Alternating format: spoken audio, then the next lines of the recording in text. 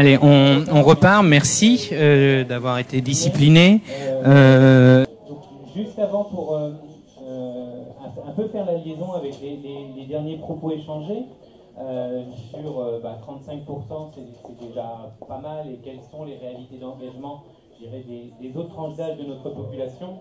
On a regardé rapidement pendant la pause, mais on n'a pas exactement trouvé la statistique, mais on ne peut que donner crédit à la dernière intervention faite sur la question des engagements par tranche d'âge, qui aujourd'hui, c'est pas forcément... Alors, les seniors s'engagent, ça on le sait, pas de problème. Alors, globalement, il y a un beau taux d'engagement. Et les plus jeunes, le trou d'engagement, si on parle ainsi, et la collègue d'AnimaFac l'a exprimé, mais je le redis pour qu'on le visualise bien et on vous donnera des informations plus précises, mais il est vrai que c'est chez les actifs actuellement. Je dirais la tranche d'âge 25-30 ans, 45-50 ans, et aujourd'hui sur les études, effectivement une tranche d'âge qui, je dirais, s'engage moins que, je dirais, la question des moins de 30 ans et les plus de 50-55 ans. Maintenant, on vous communiquera des informations plus précises, mais il y a, je dirais, voilà, si on cherche à un moment où est le plus bas taux d'engagement, si c'est comme ça qu'on doit l'exprimer, c'est plutôt sur la population 30-50 ans actuellement, où, pour des raisons que tout le monde visualise bien, on peut considérer que cette partie de la population est moins engagée aujourd'hui dans la vie associative. On va désormais donc aborder la troisième partie des échanges de cette matinée, pour vous rappeler, je dirais, la façon dont le collectif d'organisation a souhaité vous proposer cette journée. On va avoir pendant 1h30 maintenant un temps d'échange sur la question du numérique. C'est un mot qu'on emploie là depuis le début de la matinée, mais je pense qu'il parle différemment en fonction des uns et des autres. On est plus ou moins à l'aise par rapport à cet enjeu-là. Et donc on a souhaité ce matin vous proposer un temps d'intervention sur une meilleure appropriation du vocabulaire et donc du contenu des pratiques par rapport à ça. Quand on dit le numérique, quand on dit le digital, très concrètement on dit quoi? Quelles sont, je dirais, les pratiques et les usages qu'il y a derrière, et aujourd'hui comment le secteur associatif, dans ses spécificités, se positionne-t-il par rapport à ça, et quels sont les atouts et également les limites d'utilisation du numérique, ou en tous les cas les garde-fous que l'on doit avoir présents à l'esprit les uns et les autres par rapport à ça. Pour ce faire, on a deux intervenants que nous allons remercier avant même qu'ils parlent. Comme ça sera fait. Mais parce que, effectivement, dans le cadre de la préparation de cette conférence, on peut être assez convaincu de la pertinence des propos qu'ils vont nous apporter, puisqu'ils viennent avec un éclairage, je dirais, et de praticiens et un regard national sur cette question-là, ce qui est très intéressant.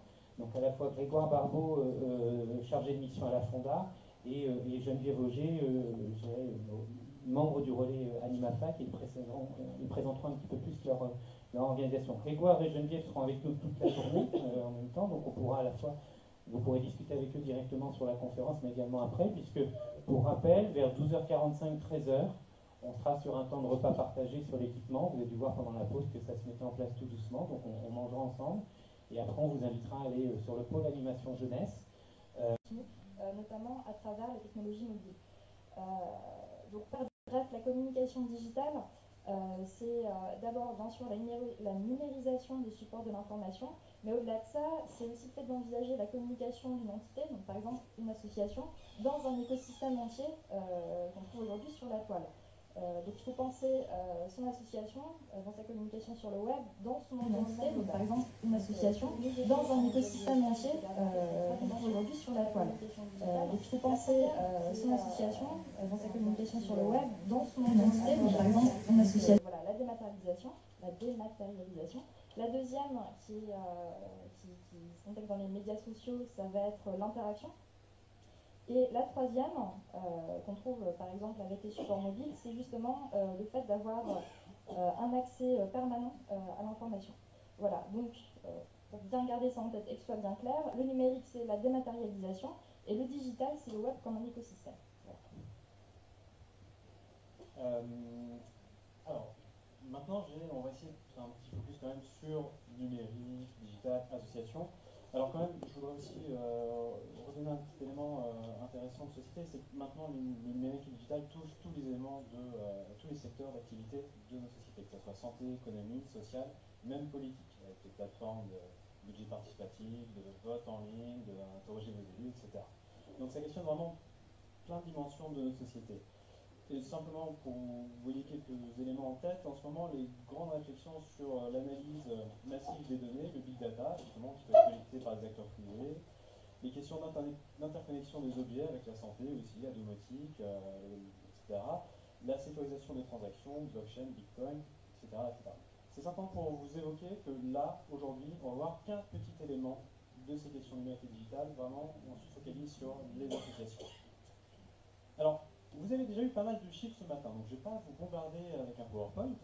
Simplement, là, je vais reprendre des chiffres tirés de l'étude de recherche et solidarité, le numérique au service du projet associatif, paru en 2016 avec ADB Solidatech.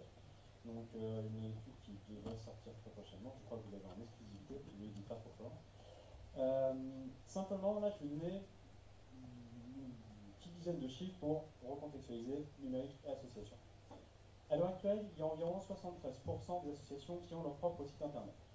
En comparant par rapport à 2013, ils n'étaient que 69%. Donc on voit une petite évolution, mais une évolution quand même. Sur les réseaux sociaux, les associations sont 62% à les utiliser. Facebook, Twitter. Alors qu'en 2013, ils n'étaient que 36% pour Facebook et que 8% pour Twitter. Donc là, une grosse évolution justement sur ces réseaux digitaux. 43% utilisent des outils collaboratifs, alors qu'ils étaient que 22% en 2013. Alors, le terme outil collaboratif, je ne sais pas si vous êtes forcément familier avec, mais de toute façon, on va en parler après. Ça fait un petit teasing. Après, je vais juste vous redonner aussi quelques chiffres sur certaines utilisations spécifiques aussi. Il y a 8% des associations qui utilisent pour faire des formations à distance, des MOOC entre autres. Il y a 13% qui vont utiliser pour faire du don en ligne. Il y a 9% pour une application smartphone et 30% qui vont utiliser vraiment la vidéo pour faire de la communication externe. Donc voilà. Là, l'idée de ces chiffres, c'était vraiment planter un court décor des situations possibles. Et je te redonne la parole pour expliquer la suite.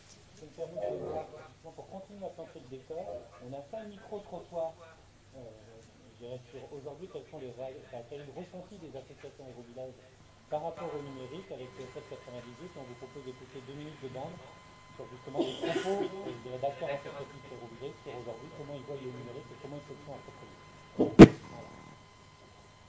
À ce système de communication, ils ont sûrement peur de ne pas pouvoir maîtriser tout ce qui peut être dit. Ils sont assez réfractaires à Facebook, Twitter, tout ce qui est réseaux sociaux. Il n'y a que très peu de temps qu'on utilise vraiment les réseaux sociaux. On a un site internet qui vit tant bien que mal, parce qu'il faut le mettre à jour, etc.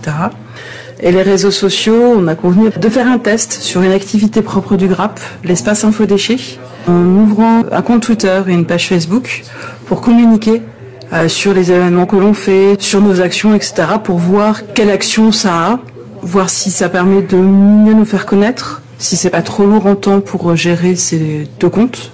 Et pour l'instant, a priori, ça se passe plutôt bien. D'accord. Il y avait des réticences à avoir justement ces usages-là ? De la part des salariés, pas trop, à part ce problème de savoir si c'était chronophage ou pas. De la part des administrateurs, beaucoup plus. Pourquoi ? Parce qu'ils ne voyaient pas l'utilité, tout bêtement. Ce sont des administrateurs qui ont un certain âge, qui ne sont pas forcément au courant de ce qu'est Twitter ou Facebook, qui connaissent un peu de loin. Donc ils ne voyaient pas quel impact ça pouvait avoir sur l'activité du GRAP, sur comment se faire connaître, etc. Et ils trouvaient que c'était un peu gadget en fait. Alors qu'au contraire, ça a une vraie portée, on commence à bien nous suivre. Ça permet aussi que nos partenaires, notamment institutionnels, qui ont un compte Twitter eux-mêmes, relayent les actions que l'on fait, etc. Donc ça permet quand même d'avoir un réseau qui s'étend petit à petit, donc c'est intéressant. Donc moi je suis conseiller Espace Info Énergie au GRAP et actuellement il y a une conférence sur le réseau des Espaces Info Énergie qui est un réseau national à Angers et ma journée était bien chargée, j'ai pas pu me rendre à Angers aujourd'hui et donc du coup je profite de la visioconférence pour écouter ce qui se passe à Angers en ce moment même. C'est le site internet de la compagnie qui est notre outil de communication principal, et puis un site Facebook pour pouvoir communiquer plus simplement. D'accord, justement pour vous, quand on dit numérique, ça renvoie à communication? Principalement, oui. Vous avez une stratégie de communication, vous avez un public cible, c'est quelque chose que vous avez réfléchi de façon particulière? On y réfléchit, après c'est pas toujours encore très en place, mais disons qu'on a différents publics, parce qu'on a le public celui qui vient au spectacle, et on a le public celui qui achète les spectacles. Donc c'est deux cibles vraiment différentes, donc il faut réussir à avoir une communication qui puisse parler à chacun. C'est quelque chose que vous allez développer? On y travaille déjà depuis 1 an et demi, 2 ans, on continue, voilà, ça se fait pas toujours facilement, simplement, mais on essaie de trouver des solutions, et puis peut-être que la conférence va nous donner des outils. Et voilà, on est dans le vif. Merci aux associations qui ont accepté de répondre. On n'a pas tout remis parce qu'on avait 20 minutes de bande, mais ça permet maintenant de passer la parole à Geneviève. Oui, finalement, c'est plutôt une... Oui, finalement, c'est plutôt une bonne transition. 1, 2, 3. Ah oui, c'est bon. Alors, donc, merci pour le micro-trottoir, c'est pas mal parce qu'il y a beaucoup de notions qui y sont passées. Il y a les sites web, il y a les réseaux sociaux, il y a aussi un côté, on a un petit peu peur du digital parce que ça paraît un petit peu mystique, un peu compliqué, un peu opaque. Mais justement, l'intérêt de l'intervention qu'on va faire avec Grégoire aujourd'hui, c'est de démystifier le digital et de pouvoir vous donner des clés pour pouvoir voir en quoi le digital peut servir à vos associations. Et comment est-ce que vous pouvez vous l'approprier, vous y former, comment sélectionner les outils. Donc on va voir tout ça ce matin. Donc justement, ce qu'il y a aujourd'hui, c'est que la communication digitale a énormément évolué. Enfin, disons qu'avant, elle n'existait pas beaucoup. Après, elle existait un petit peu, on a commencé à se l'approprier. Et aujourd'hui, ce que ça peut offrir à des acteurs tels que vous, ça commence à être assez énorme. Avant, être sur Internet, c'était avoir un site vitrine pour son association, éventuellement quelques PDF à télécharger avec des guides pratiques ou des petites choses comme ça. Aujourd'hui, c'est beaucoup plus que ça. On peut vraiment créer de l'interaction sur la toile, on peut mener des campagnes, on peut lever des fonds, travailler en groupe plus efficacement grâce aux outils collaboratifs, on peut accéder à des outils gratuits, de graphisme, de comptabilité. Bref, c'est énorme. Les possibilités semblent totalement infinies. Bon, en vérité, c'est pas magique parce que déjà tous les outils sont pas adaptés à tout le monde. Il faut vraiment savoir les choisir, savoir que aller sur un outil c'est chronophage et que ça sert à rien de gaspiller du temps à vouloir être partout à la fois, alors que sélectionner les bons outils, ça permet d'être beaucoup plus efficace et justement de gagner du temps. Donc voilà. Et donc pour pouvoir passer en revue un petit peu tout le champ du digital par rapport à l'associatif, on va faire une présentation en 4 axes. La première, ça va être l'impact du digital sur les méthodes de gouvernance. Ensuite, on verra en quoi le digital permet de renforcer l'engagement et la mobilisation. Après, on s'attaquera à la communication externe des associations et on va finir sur l'impact du numérique sur le modèle économique des associations. Voilà pour le programme. Alors ça fait pas mal de choses pour le peu de temps. Donc on va quand même aborder, on va prendre de la hauteur sur ces questions-là. De toute façon, vous avez aussi l'après-midi pour approfondir vraiment les questions techniques, etc. Là, c'est vraiment des clés de compréhension, des grilles de lecture qu'on vous transmet. Moi, je vais essayer de vous parler de la question de la gouvernance et du digital. C'est pas forcément une thématique très répandue. C'est-à-dire pour le moment, déjà, le terme gouvernance, je vais essayer de une rapide définition, c'est à la fois la prise de décision et la mise en adéquation des actions avec cette décision-là. Donc ça englobe énormément de choses. Simplement, je vais peut-être repréciser un petit peu. Là, je vais prendre un aspect un peu prospectif entre guillemets, parce que on n'a pas forcément présenté les structures, mais donc je suis de la Fonda, qui est une association qui travaille notamment sur la question de prospective associative, mais aussi de gouvernance. Et là, je vais essayer de faire un petit saut en avant sur ces questions-là. L'idée, c'est comment on peut améliorer justement la prise de décision, le partage de la prise de décision, de la communication interne pour fluidifier cette question de la gouvernance. Comment on peut justement aussi impliquer de nouvelles personnes à travers ces outils-là. Là, je vais essayer de faire lien aussi avec le temps d'avant sur les jeunes, mais notamment à travers de 2 exemples. Je vais prendre 2 structures associatives qui sont Framasoft et OpenStreetMap. Pour faire très simple, Framasoft est une association qui propose des logiciels libres sur Internet. des traitements de texte libres, des outils collaboratifs, j'en reviens après encore une fois, et plein d'autres solutions accessibles à tout le monde simplement en se connectant sur leur site. Pas besoin de mot de passe, pas besoin d'identifiant, bref. OpenStreetMap est un site de cartographie en ligne, c'est-à-dire toutes les informations qui sont recueillies sur OpenStreetMap sont sourcées, sont envoyées par les bénévoles et contributeurs.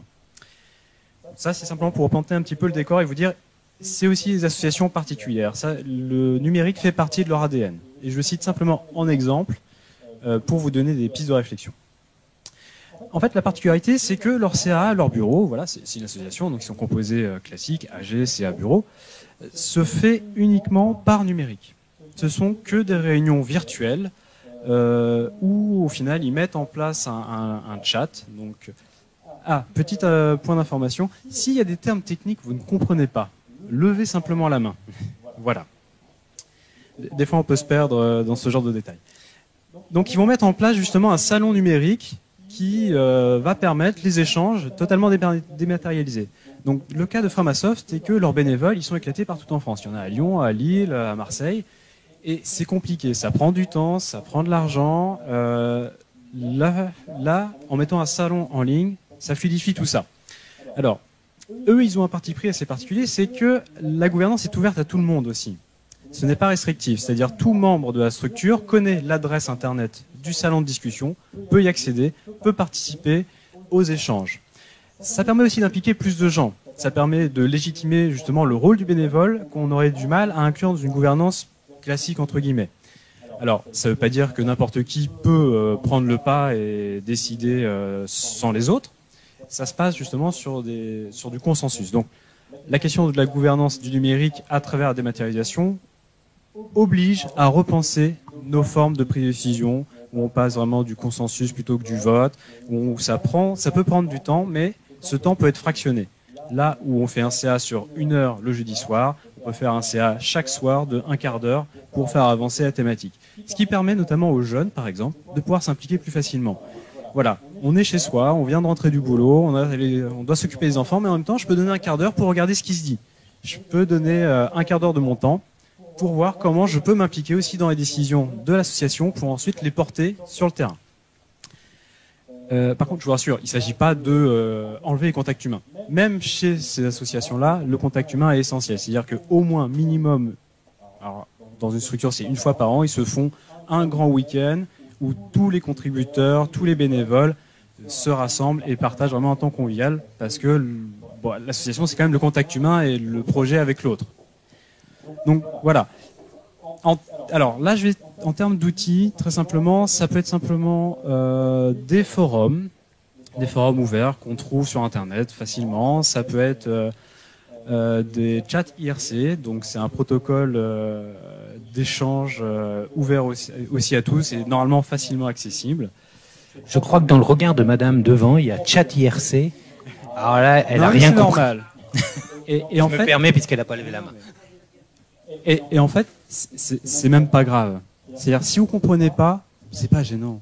Moi, il y a plein de choses que je comprends pas en informatique et justement, c'est l'itération. C'est, on va y aller, on va comprendre petit à petit, on va prendre ce qui nous intéresse et voilà. Le chat IRC, c'est l'exemple typique. C'est un vieux protocole de langage qui existe, qui a été remplacé par d'autres, mais en tout cas, c'est quelque chose de très simple à utiliser. On se connecte, on a une adresse et on peut discuter en tapant sur la machine.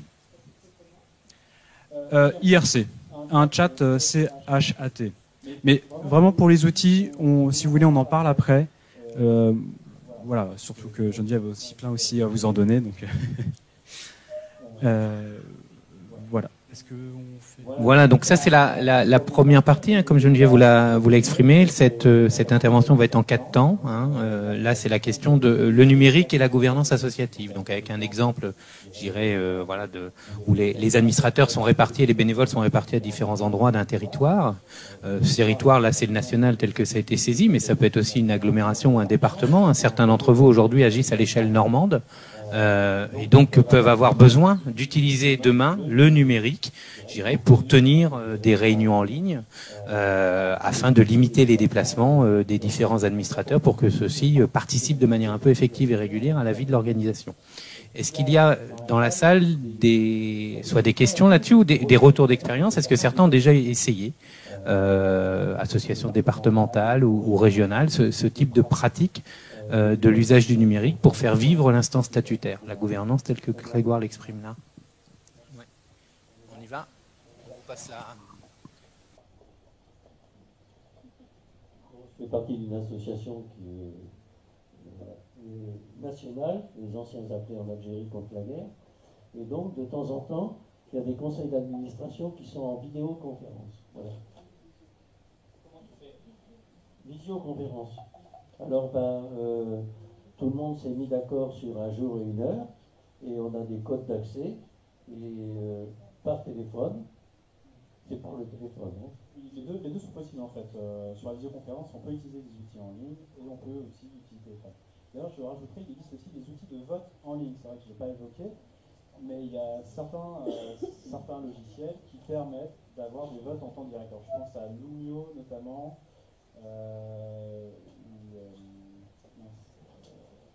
Lime Survey aussi, qui permettent à la fois un temps d'échange de façon numérique et un temps de vote aussi.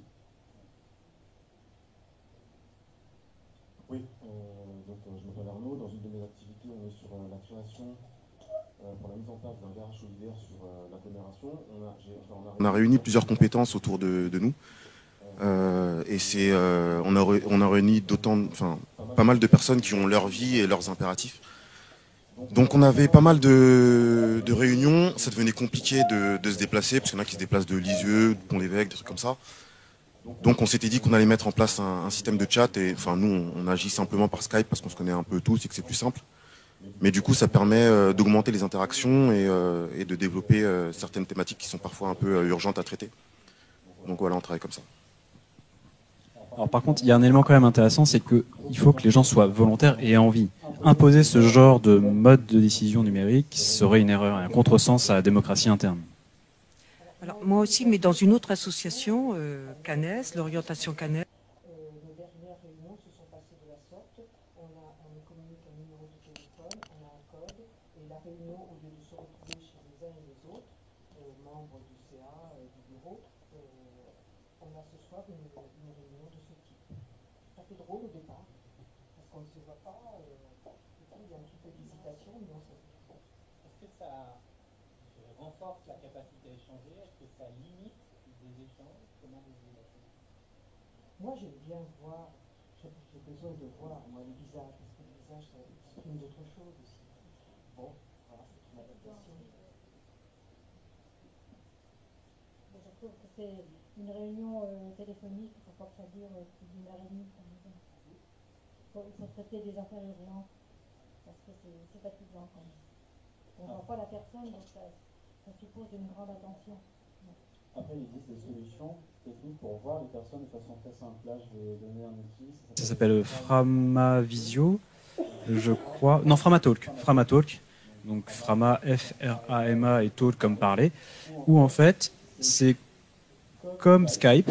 C'est-à-dire, on va avoir si les gens ont le matériel nécessaire pour capter l'image, on va avoir l'image de la personne en face, et il n'y a pas besoin de s'inscrire, il n'y a pas besoin d'entrer un mot de passe. Encore une fois, on clique sur un lien internet, ça nous renvoie directement sur une page où on peut voir les 4 personnes directement et faire une conférence. Alors évidemment, c'est un autre rythme, il faut que ça soit pas trop lourd, il faut que ça soit que les gens arrivent à se réguler aussi. Enfin, c'est une autre dynamique, très clairement. Oui, nous, on a utilisé la visioconférence. Pour nos réunions de bureau, vu qu'on est sur les 5 départements, il faut admettre que ça n'a pas pris du tout, dans le sens que l'association, disons, dans le conseil, si je peux dire, ce ne sont pas des perdreaux de l'année, donc ce n'étaient pas des gens qui étaient préparés à travailler avec ces outils. Hein. Donc ces outils doivent être des outils complémentaires, mais pas des outils de remplacement. Et c'est ça qu'il faut absolument bien comprendre. C'est complémentaire à notre vie associative, mais ils doivent rester complémentaires. Ce qu'on utilise aussi, forcément, c'est pour programmer les réunions sur ce qu'on appelle le Doodle. Ce qu'on utilise aussi maintenant pour les conférences, c'est, je n'ai plus en tête le service, c'est pour pouvoir poser par SMS les questions le temps de la conférence, qui puissent s'afficher en ligne directement. Donc c'est un outil qui est pas mal, ça permet de poser nos questions en même temps que la conférence se déroule.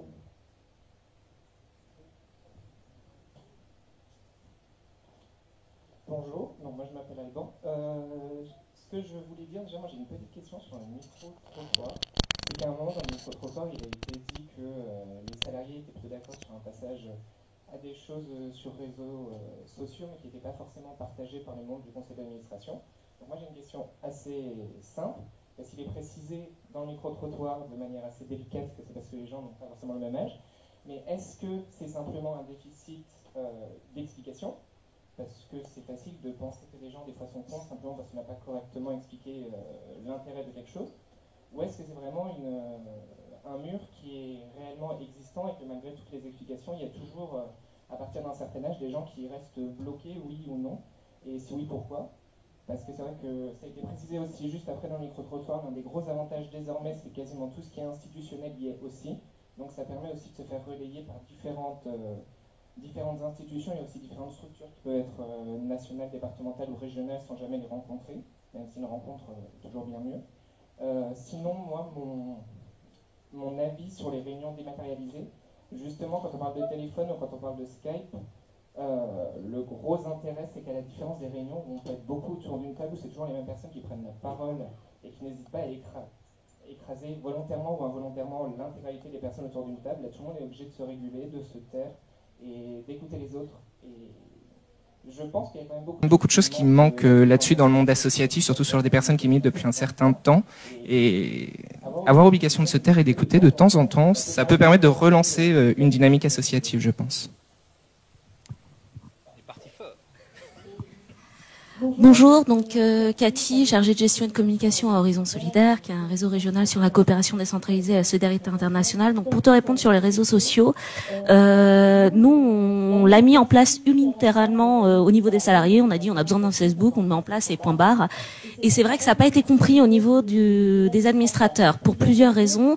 Une méconnaissance des réseaux sociaux. Quel est l'intérêt pour une association d'être dessus?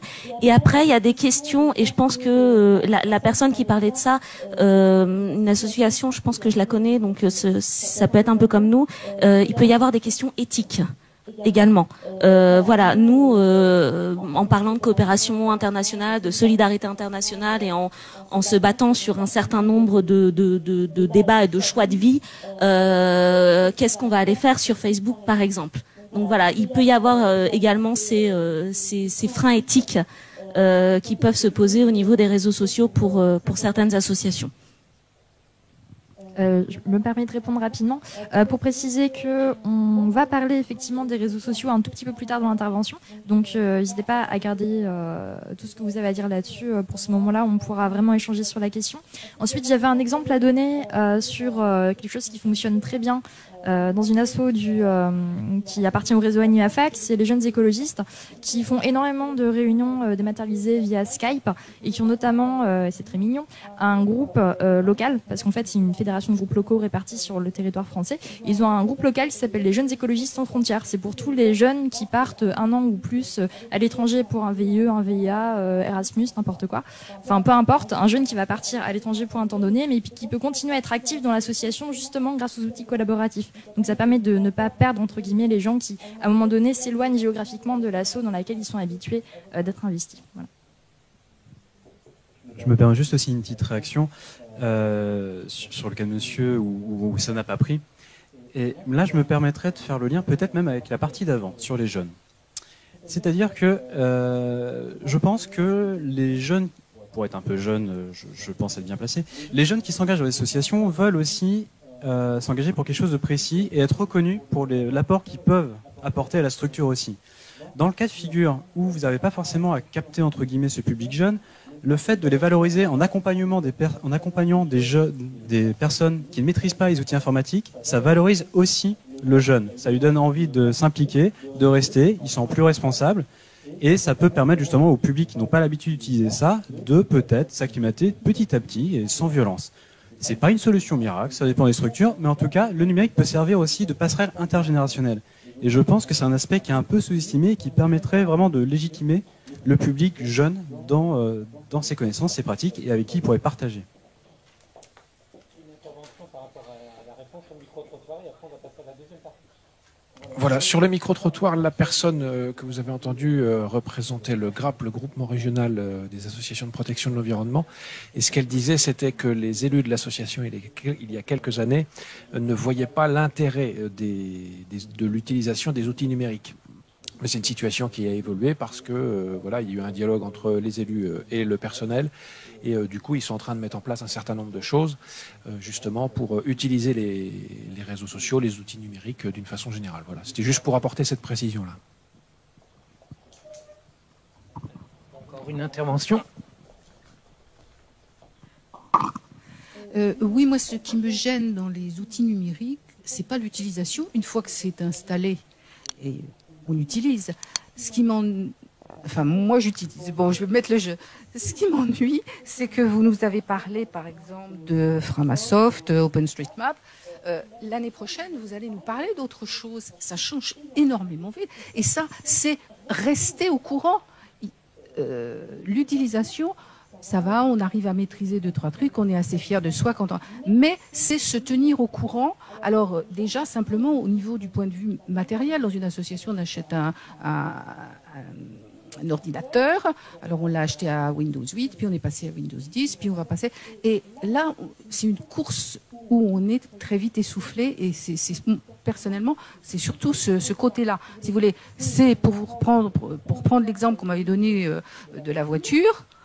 Je sais conduire ma voiture, je ne sais pas ce qu'il y a sous le moteur. Je vais passer de la C3 à un autre modèle, c'est possible, je m'adapte. Le problème, c'est que je voudrais bien trouver un bon mécano qui me donne, qui me dise, ben voilà, votre... Et ça, je trouve que c'est une des difficultés pour se mettre aux outils modernes. Une toute petite réaction, vous avez parfaitement raison. Les outils vont très vite. Mais en même temps, il faut replacer dans le contexte. Encore une fois, on est dans une évolution très rapide. Moi, je pense que nous sommes au far west du numérique, où on ne voit que la partie immergée de l'iceberg sur les possibilités, et les outils qui sont créés sont en permanence en évolution aussi, parce qu'on se rend compte qu'ils peuvent être améliorés. À un moment, peut-être, je pense, qu'ils vont se stabiliser et on va retrouver des bases d'interface utilisateur qu'on peut retrouver d'un outil à un autre. Là, je vous parlais des outils de Framasoft. Ils reprennent la même interface utilisateur, donc le même design, le même graphisme, les mêmes fonctionnalités, mais ils ont une autre logique derrière, collaborative. Donc, les outils maintenant ne partent plus de zéro. Il y a toujours une mise à jour en permanence, c'est vrai. Mais ça, c'est une posture de formation tout au long de la vie qui pour le numérique, est obligatoire. Sûrement. Mais en tout cas, c'est facilité aussi par maintenant une stabilité des interfaces utilisateurs qui permet de se retrouver très rapidement d'un outil à un autre si on est bien accompagné et bien formé sur ces questions-là. Mais c'est là on spoil un petit peu, on avance un peu sur la conclusion, mais c'était vraiment la question de la formation et de l'accompagnement, on va y revenir là-dessus.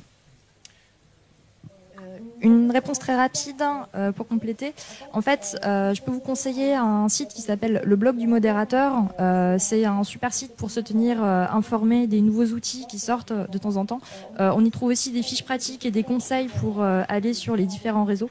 Donc voilà, je répète, ça s'appelle le blog du modérateur. Vous le trouverez sur Google assez facilement et c'est vraiment une bonne référence pour trouver des informations et se tenir au courant des nouveautés. Et puis Geneviève va pas le faire puisqu'elle est directement concernée, mais on vous a mis dans vos pochettes un petit guide de février 2016, donc c'est l'état du Far West aujourd'hui, qui s'appelle Booster son association grâce aux outils numériques, et c'est une belle ressource. Tout le vocabulaire qu'on utilise depuis une demi-heure maintenant est repris dedans, les outils dont on a parlé sont dedans, donc ça permet aussi, au-delà de ce qu'on peut continuer à trouver sur Internet en évolution, d'avoir un support papier, qui donne des choses. Oui, Mélanie ?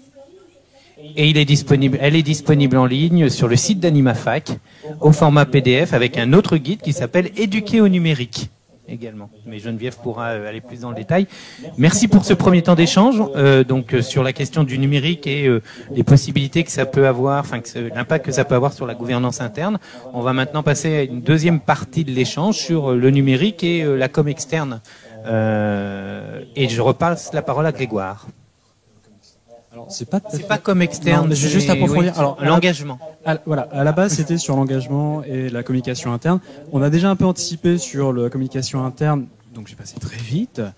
Par contre, je vais revenir un peu sur les outils collaboratifs déjà en disant que le guide AnimaFac est excellent et que si vous en voulez un deuxième dans une lignée similaire, c'est un guide de l'April sur tous les logiciels libres. Alors, le principe du logiciel libre, c'est que ce n'est pas payant et qu'en théorie, il n'y a pas de rétention de vos informations par un tierce acteur. Voilà. Dans le sens... Alors, là, il faudrait que je détaille un peu, je suis désolé, j'ai ouvert une boîte de Pandore. April. C'est ça. Et il y a un guide des logiciels libres de l'April qui vous donne aussi des éléments sur vraiment très diversifiés à utiliser facilement en théorie. Je vais juste vraiment très rapidement, parce que je suis en train de monopoliser toute la parole, parler des outils collaboratifs qui sont abordés aussi dans le guide AnimaFac pour un peu apporter mon point de vue sur ces objets-là. Donc qu'est-ce qu'on parle quand on dit déjà outils collaboratifs? Je vais prendre un exemple très concret, ça va être un PAD, ce qu'on appelle un PAD, PAD. C'est un traitement de texte collaboratif à plusieurs mains en simultané. C'est-à-dire, vous voulez écrire un texte politique, mais vous n'êtes pas dans la même salle de réunion, ou vous êtes dans la même salle de réunion, ça ne change pas, vous voulez écrire à plusieurs mains. Ces outils permettent justement d'écrire en même temps sur un même texte. Alors, ça demande un peu de rigueur, parce qu'il ne faut pas faire n'importe quoi, et il faut se mettre d'accord sur le fonctionnement. Alors, je vois des regards interrogateurs. Je vais essayer de prendre un exemple encore plus concret. Je suis dans une structure qui s'appelle Collectif Pouvoir d'Agir. On devait refaire un texte politique pour le projet de la structure. Une première personne a mis ce texte sur un pad en ligne. Encore une fois, c'est sur Internet. Il nous donne l'adresse à tous les membres du collectif et nous pouvons tous réagir directement sur ce texte pour éviter de faire des chaînes de mails très longues, pour éviter de faire des allers-retours en permanence. Là, il nous donne une adresse, on peut modifier le texte en direct, on voit les modifications, s'il y a une erreur, on peut revenir en arrière, il n'y a pas de souci. Et en fait, simplement, cet exemple, c'est pour illustrer la possibilité aussi pour nos structures. On fonctionne en mode projet, on fonctionne en collaboratif, avoir des outils qui permettent directement cet aspect collaboratif sans intermédiation par une personne peut faciliter encore une fois l'application des gens, mais aussi le plus grand nombre des personnes. Parce que voilà, encore une fois, je suis père de famille, j'ai pas le temps, je dois quand même réagir sur le texte politique, plutôt que de renvoyer un mail à la personne en mettant en copie le texte, etc. Je me mets sur le lien internet et je modifie directement. Après, il y aura un modérateur à la fin, donc une personne qui va accepter ou non les modifications, ça dépend. Mais en tout cas, ça permet une fluidification de l'information et du travail. Là où les allers-retours vont prendre du temps, un outil collaboratif, donc là je vais donner 2-3 noms, donc ça va être PiratePad, ça va être Framapad, ça va être Google Doc, ça va être pareil pour des tableurs en ligne. Par exemple, vous avez de la comptabilité à faire, vous pouvez aussi faire un document partagé, tous sur un même tableur et chacun remplit la partie qu'il connaît. Il n'y a pas besoin de ressusciter tout le monde, il suffit de cliquer sur le lien. Voilà, donc en fait, ce que je trouve intéressant avec ces outils-là, c'est que ça remet vraiment le collectif au cœur de la façon de travailler des structures associatives. C'était déjà le cas auparavant, je ne dis pas le contraire. Simplement, ça peut fluidifier et simplifier ce genre de tâches aussi. Et je parle beaucoup. Je vais m'arrêter là sur cette partie. Si vous avez des questions, je vous invite, on peut en discuter après, il n'y a pas de souci, mais là, je vais laisser la parole à Geneviève. Bon ben c'est parti. Dans ce cas, pour la suite, on va parler de communication externe.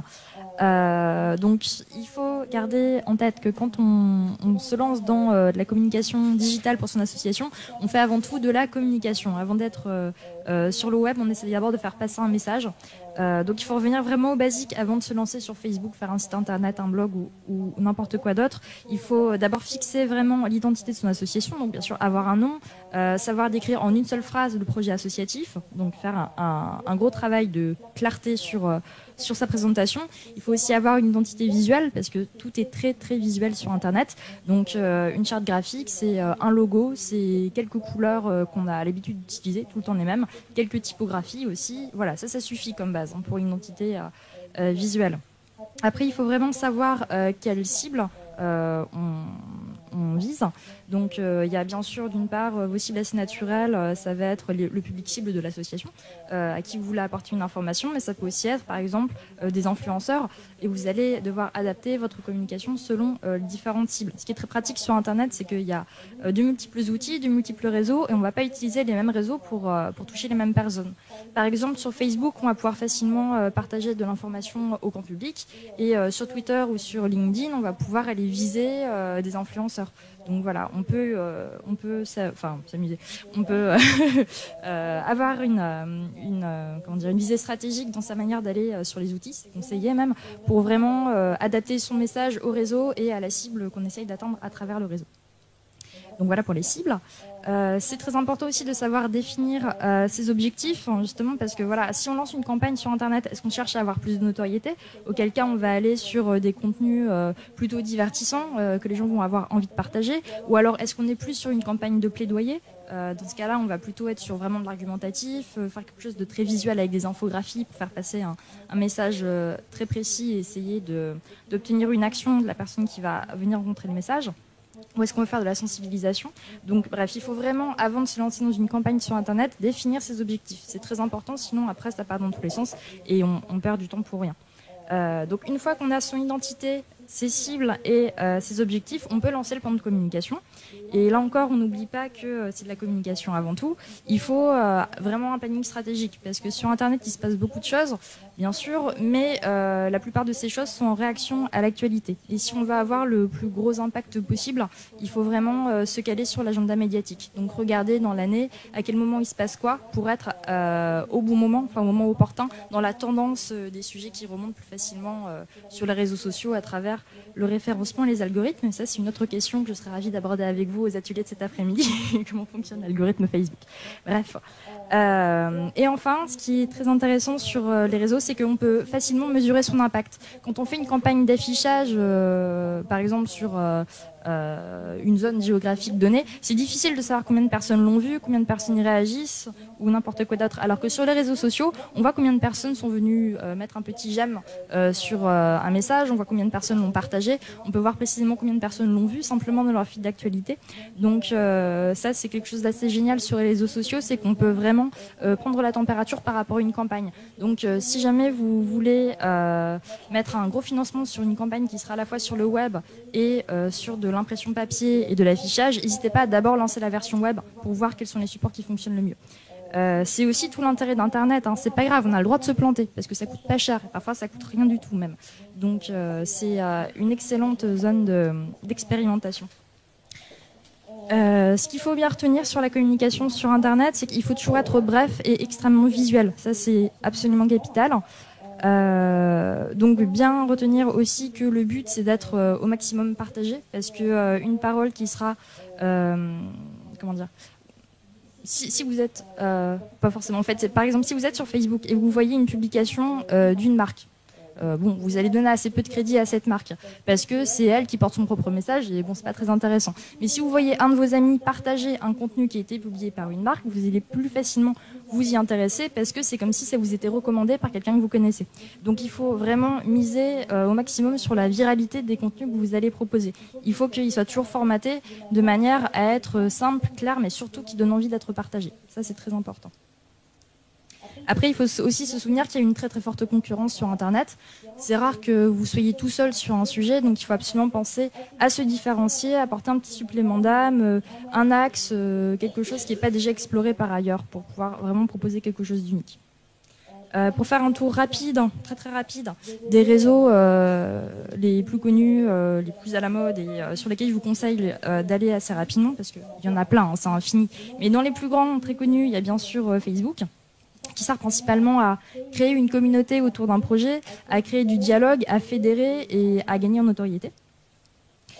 Pour y aller, je vous conseille surtout d'attaquer à travers les images, hein, c'est ce qui est le plus partagé sur Facebook.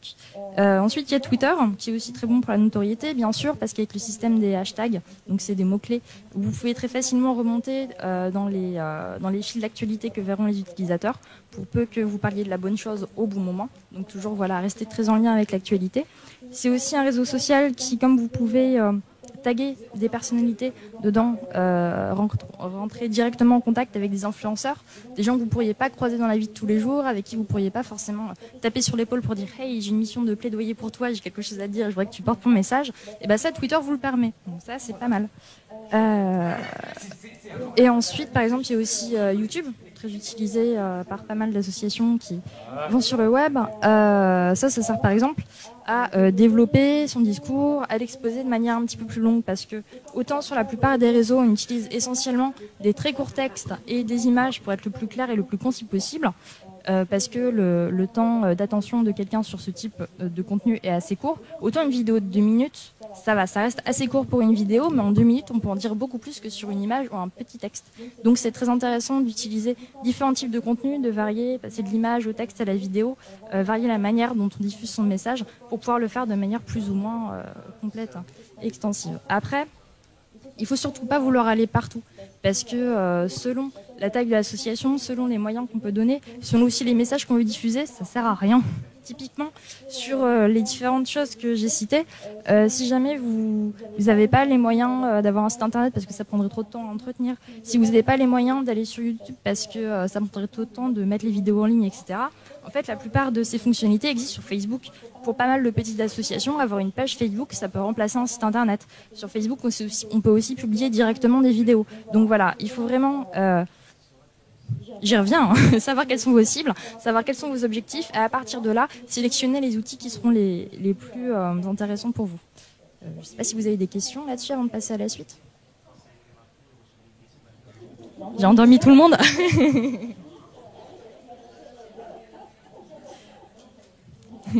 Bon, désolé, c'était un peu rapide. S'il n'y a pas de questions, je profite d'avoir peut-être un tout petit peu de temps en plus pour vous donner un dernier petit conseil par rapport aux réseaux sociaux. Mais je vous rappelle que cet après-midi, je vais faire un atelier sur quel type de contenu on met sur les réseaux sociaux. Donc si vous voulez, voilà, c'est un petit teasing, vous pouvez venir en parler de manière plus concrète dans l'après-midi. Juste pour vous dire qu'on fait 4 types d'actions sur les réseaux sociaux. La première, c'est informer. Donc voilà, on cherche à diffuser une information, soit sur son association, soit sur son action, soit sur l'actualité. Ensuite, on cherche à divertir. Justement pour pouvoir proposer des contenus qui sont faciles qu'on peut donner facilement envie de partager. Ensuite, on cherche à interagir justement pour créer une connexion avec le public, rendre son projet plus concret, renforcer la proximité avec les utilisateurs des réseaux. Et la dernière action, c'est convertir. Donc soit en clic, en abonnement, en signature sur une pétition, en ce que vous voulez. Donc je vais vous répéter ces 4 actions qu'il faut absolument garder en tête quand vous allez sur les réseaux. Dans l'ordre?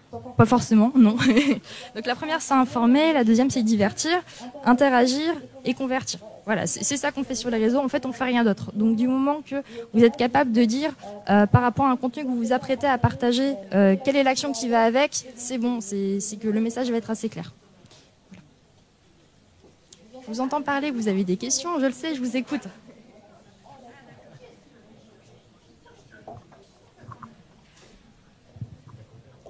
Christian Sébir, Association Les Vikings en 911. Nous avons des services civiques qui vont intervenir cet après-midi, d'ailleurs, pour nous aider sur la communication. J'ai un problème. Il y a besoin d'un code, par exemple, pour pouvoir intervenir et publier sur Facebook, par exemple, ou sur Twitter. Et donc, comment faites-vous? Quel est le conseil que vous pourriez donner? Parce que ce code, il n'y en a qu'un qui l'a, c'est bien ça. S'il est trop partagé, tout le monde peut intervenir et ça peut partir en vrille. Comment faites-vous? Quelle est la solution? Qu'est-ce que vous nous préconisez? Est-ce que c'est clair, ma question? Alors, effectivement, la question des codes est une grande question parce qu'on ne sait jamais qui les a écrits, comment est-ce qu'on fait dans une passation entre 2 différents bureaux pour une association pour ne pas perdre les codes au milieu. Le plus simple, ça reste quand même d'avoir un fichier quelque part, soit qu'on partage sur un drive par exemple. Donc, qu'est-ce qu'un drive? Je peux peut-être te passer le micro pour ça. Non. Simplement, le drive, c'est un espace dématérialisé de stockage. Vous mettez un PDF, un document numérique sur un espace qui sera stocké sur le réseau. Donc c'est plus facile pour y accéder, c'est un espace vraiment stockage centralisé qui permet de retrouver facilement vos petits. Voilà, donc ça permet notamment de ne pas perdre certains documents très importants, dont une page sur laquelle on récapitule tous les codes. Mais oui.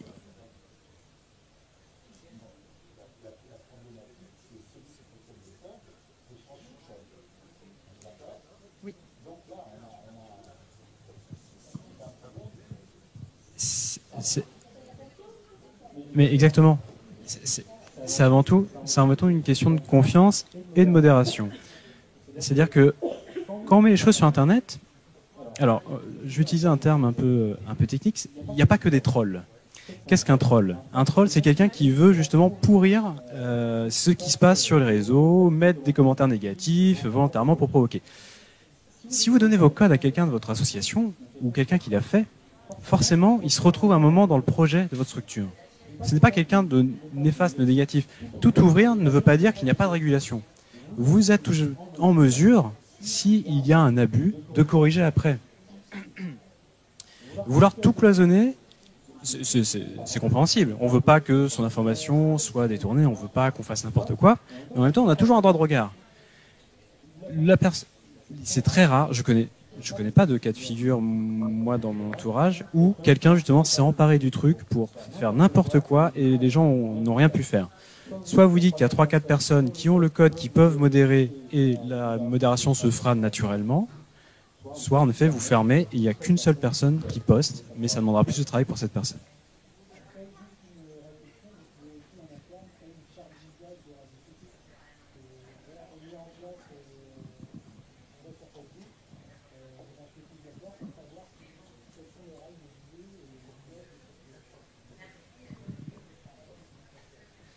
Alors, et aussi, je voudrais bien un deuxième micro si c'est possible.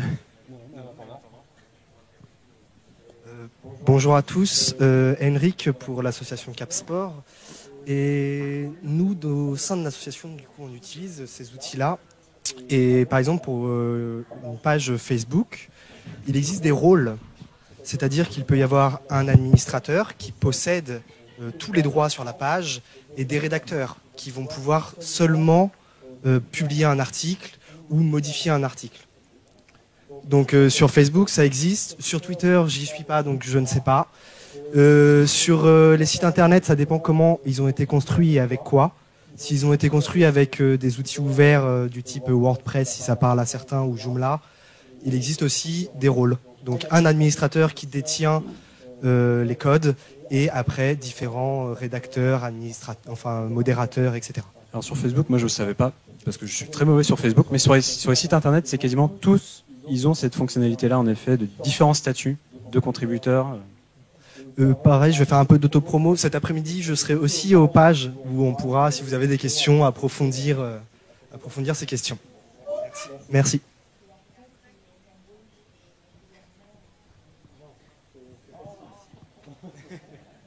C'est de la formation. Est-ce qu'il y a encore des questions ou est-ce qu'on passe à l'impact du numérique sur l'économie de vos associations ?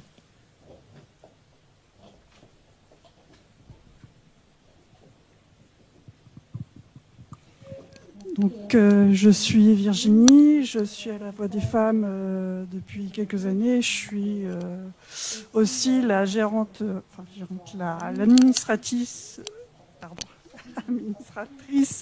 de la page Facebook de la Voix des femmes. C'est moi qui l'ai créée donc il y a 3 ans maintenant, facilement. Donc, par contre, je suis seule à l'alimenter pour l'instant. Bon, ça viendra peut-être qu'il y ait d'autres rédactrices sur la page.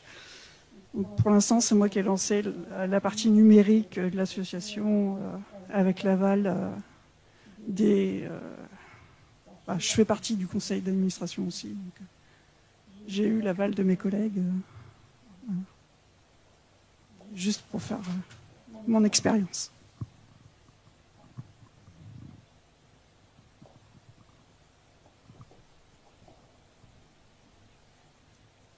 Ok. Bon, merci beaucoup. Du coup, on passe à l'impact du numérique sur l'économie d'une association. Donc, comme je l'ai déjà expliqué plus tôt, ce qui est bien avec la communication en ligne, c'est que c'est pas cher et qu'on peut surtout expérimenter beaucoup de choses pour voilà, enfin quitte à pas payer pour communiquer sur telle ou telle chose, autant voir quel impact ça a en ligne avant de tenter d'utiliser le même message dans le monde concret et réel avec des supports qui sont payants pour le coup. Après, en termes d'économie, il y a aussi énormément d'outils gratuits qu'on peut trouver en ligne. Par exemple, je vous expliquais plus tôt que pour intervenir sur les réseaux sociaux, l'idéal c'était l'image. Donc voilà, avoir de belles images bien faites qui expliquent éventuellement vos idées. Pour ça, vous avez des tas d'applications gratuites en ligne pour créer des infographies. Donc vous pouvez prendre un rapport ou un sondage que vous avez fait avec votre association et en créer des images. Donc dans ces outils, on a, je vais vous donner les noms rapidement, je pourrais vous les réécrire après la conférence si vous voulez. Infogrames, Easily, Visually, tout ça c'est des applications gratuites qui vous permettent de manière très très simple et très intuitive de mettre en forme des idées un peu complexes sous forme de dessin. Avec... Oui ? D'accord. Bon bah je vais vous les épeler. Hein. Infogrames, infogr.am.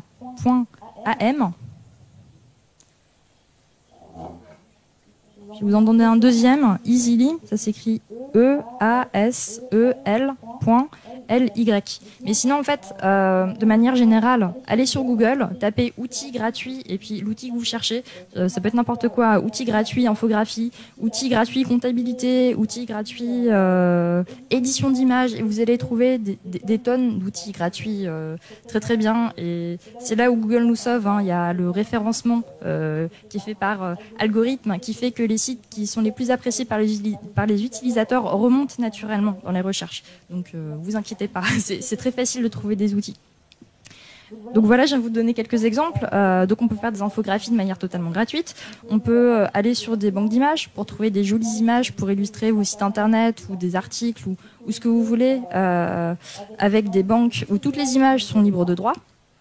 Il y a des outils d'édition d'images, par exemple si vous ne savez pas utiliser Photoshop mais que vous voulez que les images de votre dernière réunion soient jolies avant de les diffuser à vos militants, vous pouvez voilà, utiliser des outils d'édition d'images en ligne. Vous pouvez aussi créer votre propre site internet si vous n'avez pas assez de trésorerie pour financer un développeur qui va vous créer un site internet de A à Z. Vous pouvez passer par WordPress ou Wix pour créer vous-même un site à moindre frais. Ou même Asso Connect, en fait, qui est spécialisé dans les sites internet pour les associations. Ou Hello Asso aussi. D'accord. Voilà. WIX. Il y a aussi des outils de comptabilité, par exemple le compta.com, qui est un outil gratuit pour faire sa compta en ligne. Donc voilà, il y a une infinité de possibilités sur les outils gratuits qui vous permettront d'une part faire des économies, d'autre part accéder à des services que vous n'auriez pas forcément pu vous payer d'ordinaire dans le monde réel. Mais il y a aussi, et ça vous intéressera sans doute beaucoup, de nouvelles possibilités de financement. Outre le fait de faire des économies avec Internet, on peut gagner de l'argent. Donc par exemple, sur le site de vos associations, vous pouvez mettre une boutique en ligne. Et là, pareil, il y a des applications très simples. Il suffit de rajouter ce qu'on appelle un widget, mais c'est juste une application, un widget, sur votre site Internet pour permettre aux gens d'acheter, par exemple, un tote bag estampillé avec le logo de votre association, ou des badges, ou des affiches, voilà, des petites choses qui vous permettront de vous financer sans avoir à venir tenir un stand pendant une journée sur tel ou tel événement pour vendre des choses. Juste que vos produits soient accessibles même à minuit un dimanche soir si quelqu'un a envie d'aider votre association financièrement. Vous pouvez aussi rajouter des petites applications pour faire des dons en ligne. Donc voilà, quelqu'un se promène sur votre site, il va voir immédiatement qu'il peut faire un don juste en prenant sa carte de crédit dans son petit portefeuille qui est resté sur le canapé de son salon. Enfin voilà, ça permet aux gens d'avoir un accès direct à votre asso et pouvoir faire des dons beaucoup plus facilement. Et après, il y a un autre élément un peu à la mode, mais qui mérite d'être à la mode parce que c'est très intéressant pour des assos, c'est le crowdfunding. En français, le financement participatif. C'est mieux dans sa version française, hein. On se sent mieux. Donc en fait, c'est des internautes qui vont pouvoir venir financer un projet à travers des plateformes. Donc les plateformes de financement participatif, il y en a qui sont plus ou moins connues. Dans les plus connues, il y a KissKissBankBank, ça vous parle peut-être ce nom. Il y a Quickstarter, il y a Ulule, donc voilà pour les trois plus connus. Je reviendrai après sur comment est-ce qu'on fait pour choisir Dans une l'économie sociale et solidaire, il y a Arizuka qui est pas mal aussi. Voilà, désolé. Après, il y a aussi Goteo, qui est une plateforme de crowdfunding international axée sur des actions sur les biens communs. Voilà, c'est aussi un petit aspect. Et Eloasso, dans une certaine mesure, est une forme de crowdfunding aussi. Merci. Parce que donc voilà, là aussi il y a un choix démentiel sur les plateformes de crowdfunding. Donc l'essentiel à chaque fois qu'on parle d'outils numériques, c'est d'abord de prendre le temps, vraiment c'est important, de sélectionner la bonne plateforme et le bon outil. Ça sert vraiment à rien d'aller partout à la fois. Donc l'intérêt du financement participatif, d'une part, c'est de limiter les risques financiers. Si vous avez un projet, disons, si vous voulez organiser un concert par exemple, ça va entraîner certains frais. Au lieu d'aller voir la banque et de faire un prêt pour pouvoir organiser cet événement, et donc du coup devoir le rembourser même si jamais l'événement ne fonctionne pas, c'est beaucoup moins risqué de lancer une campagne de financement participatif, parce que dans ce cas, on peut se dire que si jamais la campagne fonctionne et que les gens sont intéressés par le projet et veulent qu'il se réalise, ils vont donner de l'argent, et donc on est a priori assuré d'avoir des gens qui viennent, puisque ça a été un test de voir si ça intéressait les gens ou pas. Et si jamais la campagne ne fonctionne pas et qu'on récupère pas l'argent, du coup on fait pas le projet, mais ça permet au moins de ne pas avoir après un prêt à rembourser pour un projet qui finalement n'a pas fonctionné. Donc voilà, ça limite vraiment les risques financiers. Ensuite, ça peut aussi être vu comme une avance de trésorerie. Il y a souvent, il y a certaines subventions qu'on arrive à récupérer qu'après qu'un événement soit passé. Alors que là, justement, avec le financement participatif, on peut récupérer les sous avant d'organiser l'événement. Et c'est beaucoup plus pratique. Et ça permet aussi de créer une communauté autour de son association, parce que lancer une campagne de financement participatif, en soi, c'est déjà une campagne de communication. Et donc, en cherchant à encourager les gens à venir donner pour un projet précis, on va en profiter pour créer de l'actualité autour de notre association et permettre à des gens qui n'en auraient pas entendu parler sinon d'en entendre parler. Je vais peut-être vous laisser poser quelques questions si vous en avez. Un petit temps d'échange. Oui, Grégoire. Simplement, il faut préciser que ce sont des outils de financement complémentaires. Ça ne pourra jamais remplacer le fonds, le principal. Ça questionne aussi la place des collectivités et de l'État sur le financement des associations, etc. On est d'accord, c'est un complément. Voilà. Merci pour cet apport. Donc voilà, Geneviève vient de vous lister toute une série d'outils. Est-ce qu'il y a soit des questions par rapport aux outils cités ou des retours d'expérience? On a parlé de crowdfunding. Je sais qu'un certain nombre d'entre vous ont déjà fait ce type de démarche, avec plus ou moins de succès. Voilà. Est-ce qu'il y a des...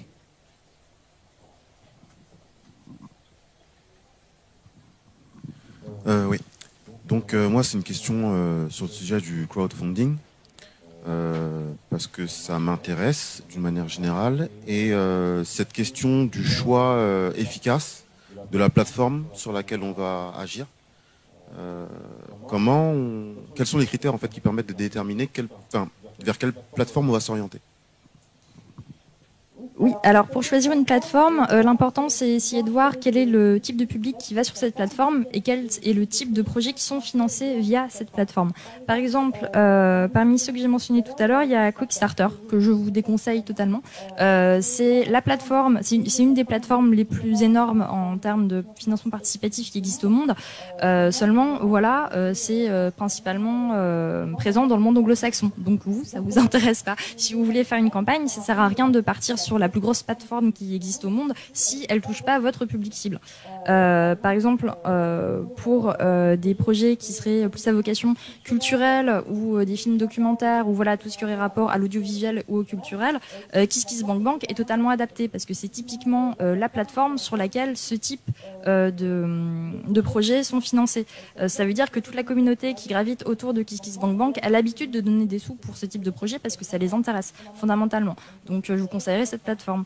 Si jamais vous voulez lancer demain une marque de mode éthique, par exemple des baskets fabriquées en commerce équitable, imaginons, je vous conseillerais d'aller sur Ulule, parce que c'est typiquement la plateforme sur laquelle il y a plein de marques éthiques qui se sont lancées, parce que c'est un public majoritairement écolo et féminin qui va avoir tendance à aider ce type de projet. Donc avant de choisir une plateforme, menez une petite enquête sur l'ensemble des plateformes à disposition pour voir sur quelle plateforme vous êtes le plus à même de trouver le public qui pourrait être intéressé par votre projet.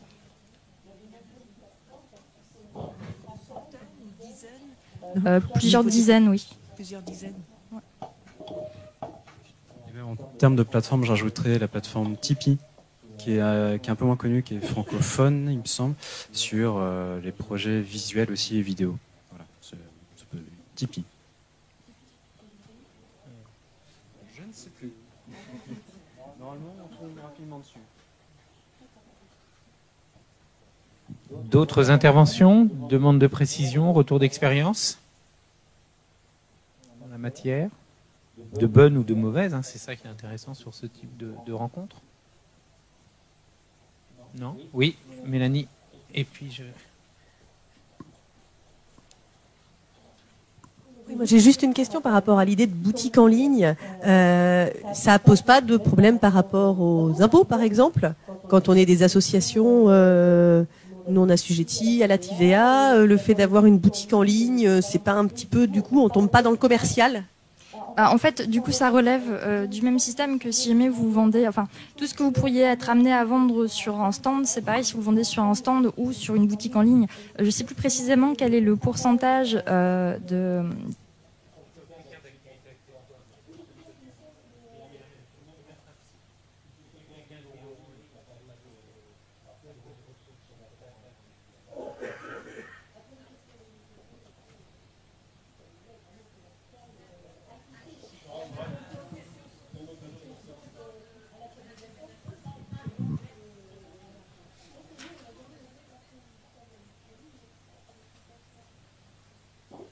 Si ça représente juste une page sur l'intégralité d'un site, je pense pas que ce soit agressif, quoi. Enfin, c'est vraiment, ça peut par exemple être mis sur la même page que si on met un petit laïus sur ce serait sympa de faire un don pour telle et telle raison et un petit lien vers le formulaire pour faire un don. Sur la même page, on peut aussi mettre 2-3 goodies qu'on peut acheter pour soutenir l'association.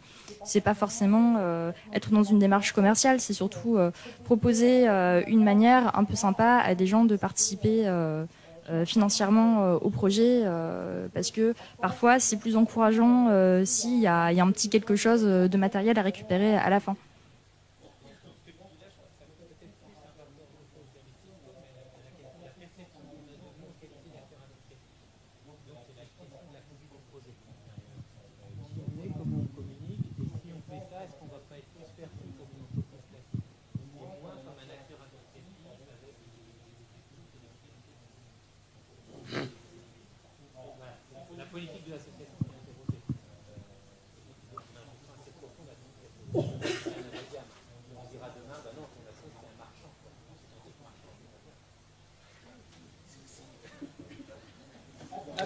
Bon, oui, je voudrais rajouter une question quand même, parce que le point 3, impact du numérique sur l'économie, ça peut toucher toutes les associations. Le point 2, communication digitale, ça peut aussi toucher toutes les associations. Par contre, par rapport à la gouvernance, je suis étonné qu'on n'ait pas abordé le problème de tous ceux qui n'ont pas Internet dans une association. Et nous, on rencontre un certain nombre de difficultés. On ventile à tous ceux qui ont une adresse Internet ou peuvent accéder aux réseaux sociaux. Mais il y a quand même, faut pas non plus oublier ceux qui sont privés pour l'instant, pour des raisons X ou Y, hein, que ce soit une histoire de compétences, une histoire de finances, une histoire de toutes sortes. Voilà. Et je pense que ça serait intéressant dans notre travail d'aujourd'hui d'aborder aussi cette question-là. Et ceux qui n'ont pas Internet, quoi. Surtout par rapport à la gouvernance. Alors, vous avez parfaitement raison, et c'est pour ça que dès le propos introductif, j'ai dit on fait un petit saut de prospective. On suppose que déjà la fracture numérique a réussi à être réduite, parce que la fracture numérique existe, elle est réelle. Il y a des acteurs publics aussi qui aident à réduire cette fracture numérique en mettant des lieux, ressources et de formation pour le grand public. Évidemment, en disant ça, son nom m'échappe. Mais par contre, la question de la gouvernance touche toutes les structures associatives. Là, l'idée n'était pas de faire que toutes les structures associatives passent à une gouvernance numérique, mais plutôt donner des pistes de réflexion pour améliorer certains systèmes. Le numérique exclut ceux qui n'ont pas accès, ceux qui n'ont pas les connaissances, ceux qui ne veulent pas acquérir les connaissances aussi, ça les exclut d'office, c'est vrai. Mais il faut avoir conscience. Et encore une fois, je pense que notre intervention était vraiment sur le numérique et le digital est un outil. Il faut vraiment le concevoir comme un outil et pas une finitude. C'est pas ça qui va révolutionner la structure. C'est simplement un outil. Avant qu'on passe à la dernière partie de la conférence, est-ce qu'il y a d'autres demandes de prise de propos ?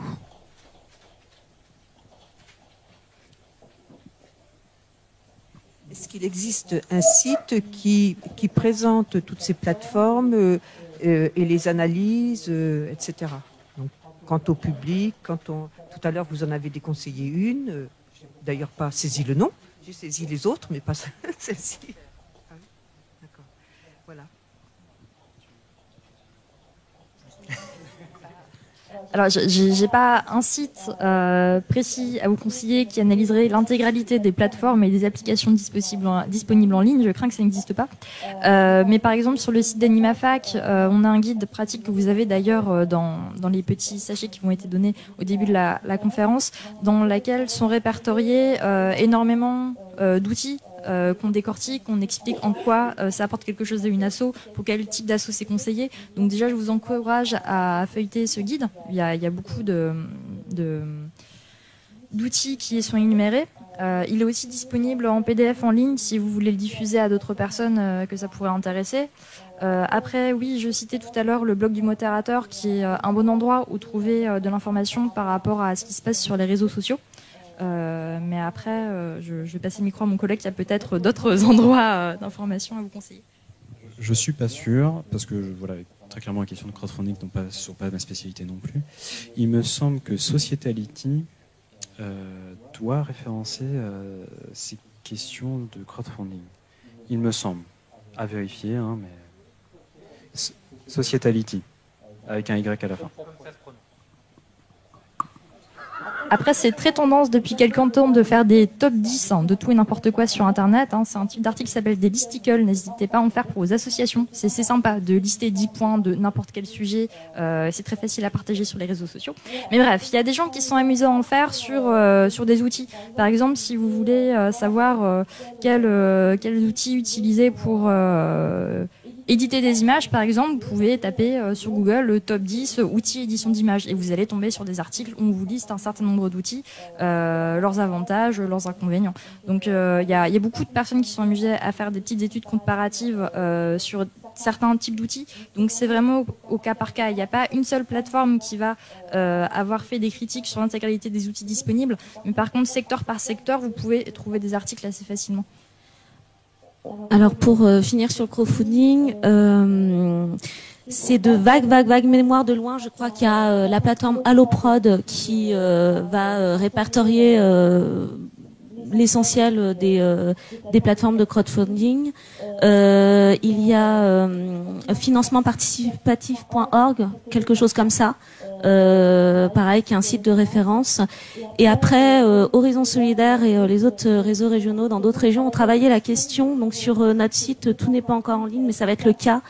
On va mettre les études qui ont été faites sur les financements participatifs. Donc c'est à la base plutôt dédié aux acteurs de la coopération et de la solidarité internationale. Néanmoins, sur la méthodo et ce genre de choses, vous allez quand même pouvoir retrouver des repères utiles. Et pareil sur le choix des plateformes, faites attention aux taux, c'est entre 7 et 13%, donc regardez les taux et puis regardez l'accompagnement. Certaines plateformes proposent aussi un accompagnement sur la rédaction du projet, sur comment communiquer, etc. Donc voilà, pour le choix de la plateforme, c'est aussi des choses à regarder. Merci. Je vous propose qu'on passe au dernier temps de notre matinée d'échange avec les propos conclusifs de la part de nos intervenants.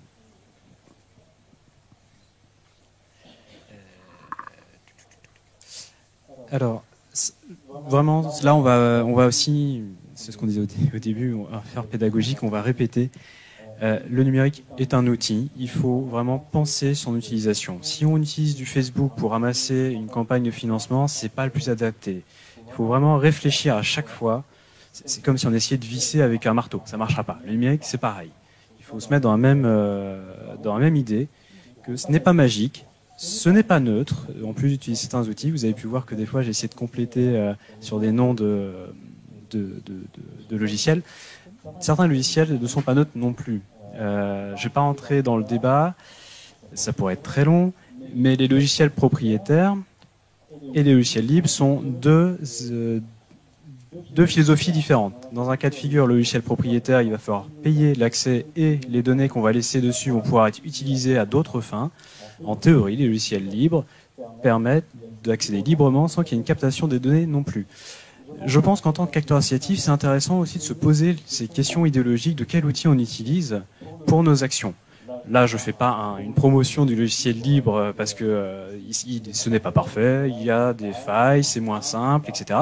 Mais en tout cas, il faut déjà avoir cette réflexion sur l'outil qu'on utilise. Et encore une fois, cette réflexion idéologique en plus de cible, public, moyen, temps alloué. Deuxième point que j'aimerais bien partager, c'est ça prend du temps. Ça prend du temps en amont et en aval. Donc ça prend du temps pour identifier le bon outil, pour former ses administrateurs, former ses salariés, mettre tout le monde au niveau, et ensuite ça prend du temps même après pour faire vivre l'outil. Tout à l'heure je faisais une grimace quand madame disait on a pris l'outil, on l'utilise maintenant. Et c'est pas tout le temps le cas. Dans des structures associatives dans lesquelles je suis, on a essayé de mettre en place des outils, alors notamment, là je veux dire, de gestion de projet, Trello, c'est-à-dire tout le monde peut voir où en est le projet à n'importe quel moment et tout le monde peut mettre son actualité. On avait mis ça en place et en fait, les gens savaient l'utiliser, mais on n'a pas pris de rythme. On l'a pas utilisé et au bout de 2 semaines, il s'est arrêté. Donc en fait, il y a aussi un travail après en aval pour inciter les gens à l'utiliser, à faire pas du service après-vente, mais de l'accompagnement vraiment et de la formation sur ceux qui auraient des difficultés et qu'il faudrait mettre quand même accompagner dans ces démarches-là. C'est vraiment pas un outil magique. Il faut arrêter avec cette idée-là. C'est très intéressant, ça a plein d'avantages, mais ça demande du temps. Il faut le penser, il faut l'intégrer dans sa stratégie aussi associative.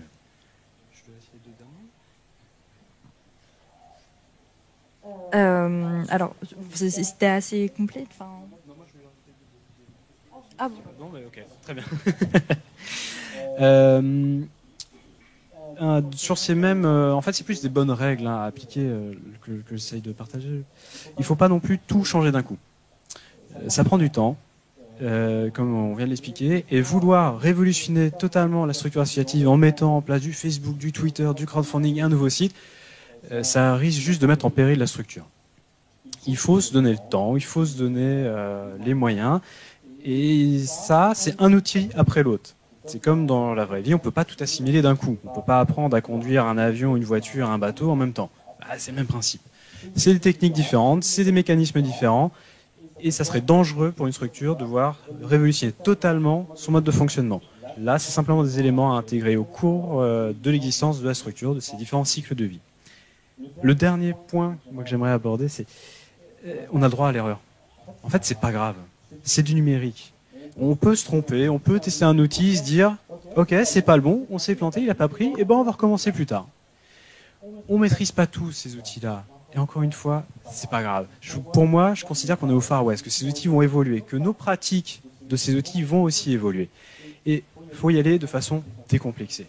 C'est pas parce qu'on s'est planté sur un projet numérique qu'on va se planter sur un autre. Voilà, il faut vraiment y aller comme un outil, et cet outil-là n'a pas marché, on va le réessayer plus tard et peut-être que ça va marcher. En résumé, donc, le numérique et le digital offrent d'énormes possibilités aux associations et il y a un bénéfice certain à sélectionner les bons outils et à y former ses salariés et ses bénévoles. Bon, alors le danger, c'est ce qu'on a répété tout au long de la conférence, c'est que voilà, il faut vraiment pas vouloir tout utiliser. Il faut d'abord faire un bon diagnostic de quels sont ses besoins et de quel temps on dispose pour s'y former et pour les utiliser. Et tout l'enjeu, voilà, ça va être de sélectionner les outils les plus pertinents et se souvenir que c'est pas magique. Si jamais on a un problème de gouvernance, c'est pas avec un outil numérique de gouvernance qu'on va régler ces problèmes. Si on a des problèmes de compta, c'est pas en utilisant un outil en ligne qu'on va régler ces problèmes de compta. Donc voilà, il faut toujours se souvenir que c'est un outil, c'est un plus, mais c'est pas magique non plus. Eh bien, nous allons vous remercier pour vos propos et la qualité de cette conférence. Nous arrivons à la mi-temps de notre journée. Il est bientôt 13h. Nous avons un super buffet offert par la municipalité qui nous attend dans le hall, donc à partager ensemble. Quand je dis la mi-temps, c'est qu'à partir de 14h, 14h15, nous irons ensemble au pôle animation jeunesse pour continuer cette journée autour d'ateliers pratiques. Et vos applaudissements, merci beaucoup pour Grégoire et pour Geneviève. Je signalerai, parce que c'est vrai que c'est pas non plus fréquent et c'est pas toujours naturel, Grégoire et Geneviève ont été, au titre de leurs organisations AnimaFac et la Fonda, présents parmi nous de manière complètement collaborative et gratuite. Et donc pour cet échange de services, eux, comme toutes les associations qui vont être présentes parmi nous cet après-midi, c'est une journée qui a été à la fois, on va dire, co-construite et coproduite, et par beaucoup d'engagements bénévoles et militants de la part de tous les organisateurs qui sont présents autour de vous aujourd'hui. Donc profitez de cette heure qui arrive maintenant pour échanger ensemble, et à 14h, rendez-vous au pôle animation jeunesse. Vous suivrez le grand chef qui est là, Stéphane, qui en est le responsable. À tout de suite.